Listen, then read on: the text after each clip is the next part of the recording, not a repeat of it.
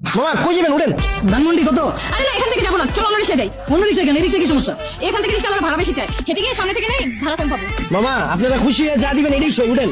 আরে তুমি জানো না, ওরা এই কথা বলে, পরে রিক্সা থেকে নামার সময় কাহিনী শুরু করে দেয়। তুমি তো কাহিনী করতেছো। একটু আগে বাসের হেল্পারে দেখে গেলে বাসে উঠবা না, কেন? রিক্সাও তোমার সমস্যা, সব জায়গায় গেলে তোমার সমস্যা সমস্যা। আমার পা ব্যথা হয়ে গেছে, আমি হাঁটতে পারবো না, আমি রিক্সা যাবো। ওঠো হ্যাঁ মামা আমি ওইটাই কইতাছি, এই জায়গায় অন্য কোনো রিক্সা পাইবেন না, উঠেন। ওঠো ওঠো, চলো মামা। কি খেলা দেখাইলি রে টুম্পা, শিখলাম। মামা তুমি টুম্বা কইলা কে? টুম্বা কেডা? মামা কঠিন কাহিনী, আমার গার্লফ্রেন্ডের নাম ছিল টুম্পা। কি কও মামা? আমার গার্লফ্রেন্ডের নাম তো টুম্পা। কি কো মামা, আসলেই? হ্যাঁ, কিন্তু মামা তুমি রিক্সা চালাও আর প্রেমও করো, ব্যাপারটা কিন্তু ইন্টারেস্টিং। না মামা প্রেম করি না তো, করতাম। আর রিক্সা চালায় তো প্রেম করি নাই মামা, ওর লাগে প্রেম করছি দেখে আজকে আমার রিক্সা চালাইতে হইতাছে, আর নাহলে তো মামা আজকে আপনার জায়গায় থাকতাম। আরে টুম্পা তোর লাগে প্রেম করে আজকে আমার হাতে হ্যান্ডেল পায়ে প্যাডেল। কি কও মামা? প্রেম করে মানুষ দেবদাস হয়ে যায় শুনছি, কিন্তু প্রেমের লাগে মানুষ রিক্সা চালায় এটা প্রথম শুনলাম। মামা তোমার কাহিনীটা কিন্তু ইন্টারেস্টিং লাগতেছে, গল্পটা কও শুনি। আরে বাবু কি শুরু করছো? ওনার এই ফালতু গল্প শুনে আমাদের সময় নষ্ট করে লাভ আছে? তার চাইতে চলো তুমি হেডফোন বের করো, আমরা গান শুনি। আরে না, মামার কাহিনীটা অনেক ইন্টারেস্টিং। মামা তুমি কও। না মামা থাক, বাদ দেন, মামি শুনতে চাইতেছে না, পরে দেখা গেল আমার কাহিনী হইনা চিত্তা যাইব। আরে মামা তুমি তোমার গার্লফ্রেন্ডের কাহিনী কইবা, এটা তো আইছে বুকে, কও মামা শুনি।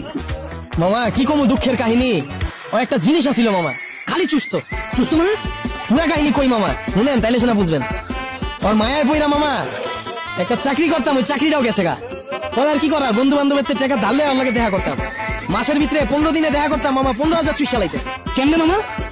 মামা হয়তো মাইয়া ছিল না মামা, হয়তো পিসাচা ছিল, রক্তের মতো টাকা খালি চুইসা খায়া ফেলাইতো। তাও মামা মনের বুঝ দিতে পারতাম, যদি মামা দইরা রাখতে পারতাম। মামা গার্লফ্রেন্ড গেছে কেমনে?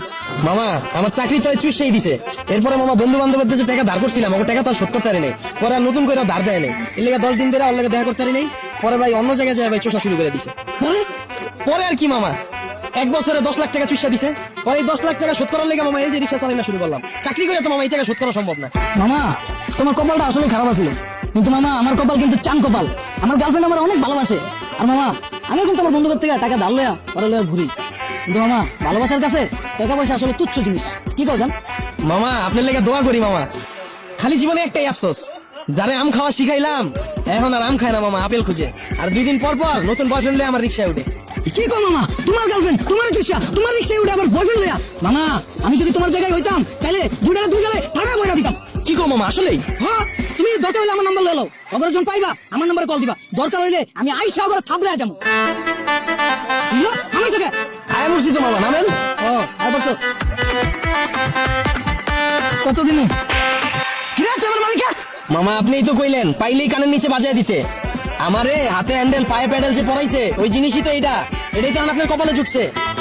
আর আপনি কইলেন না হেল্পারে দেখা উঠতে চান এই বাসে, ওই হেল্পার আমার মতোই চাকরি করতো, ওরে চুইসা হেল্পার বানাই দিছে, এরপর আপনারা ধরছে।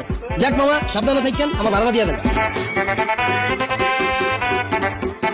আর মামা চুষা শেষ হইলে যদি রিক্সা লাগে আমরা জানেন মামা, রিক্সা আমার পরিচিত আছে এলাকায়।